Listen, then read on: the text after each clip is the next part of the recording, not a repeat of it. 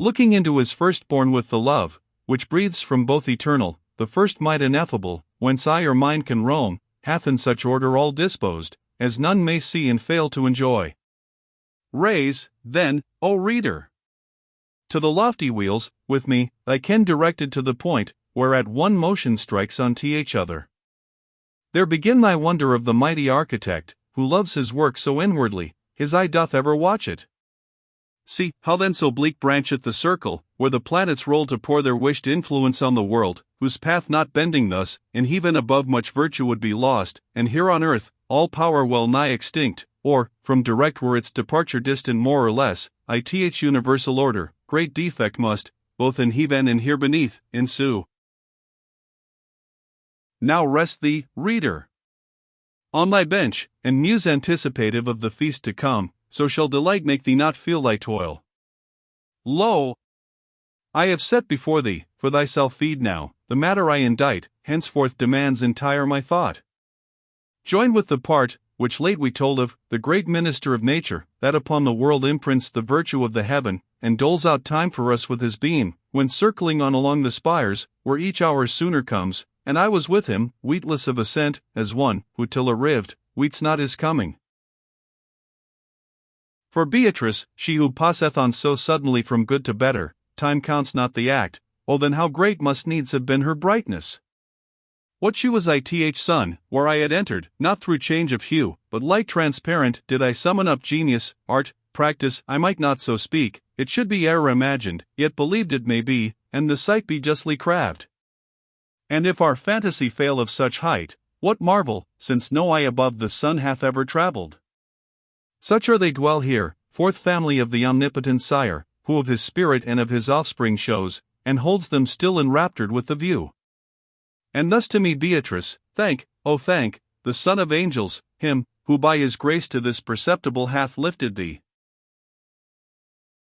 Never was heart in such devotion bound, and with complacency so absolute disposed to render up itself to God, as mine was at those words, and so entire the love for him, that held me, it eclipsed Beatrice in oblivion.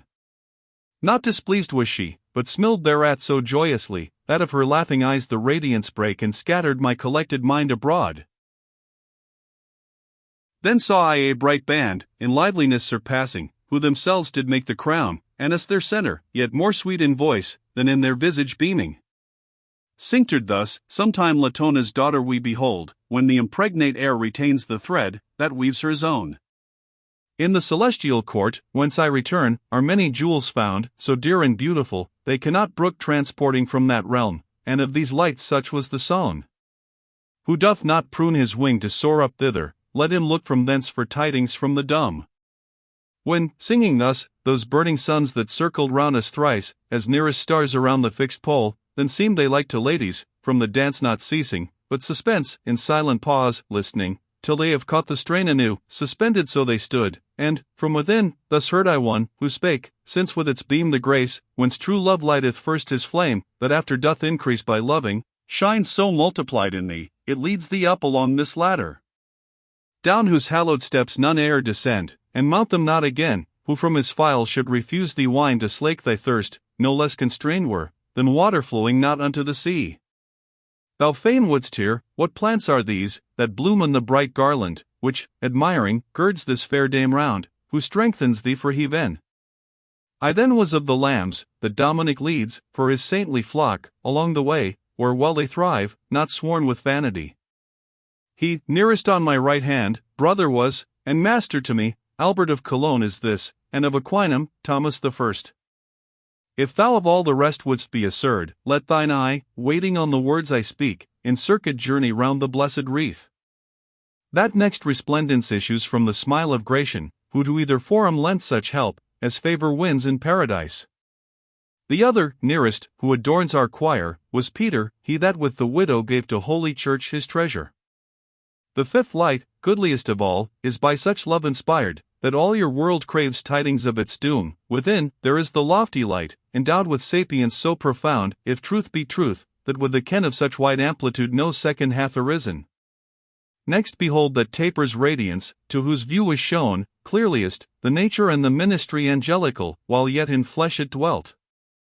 In the other little light serenely smiles that pleader for the Christian temples, he who did provide Augustine of his lore.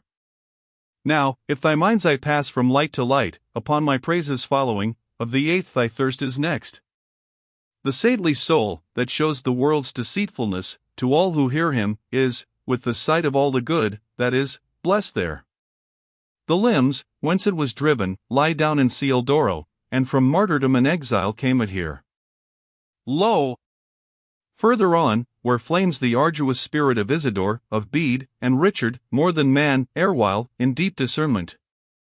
Lastly this, from whom thy look on me reverteth, was the beam of one, whose spirit, on high musings bent, rebucked the lingering tardiness of death.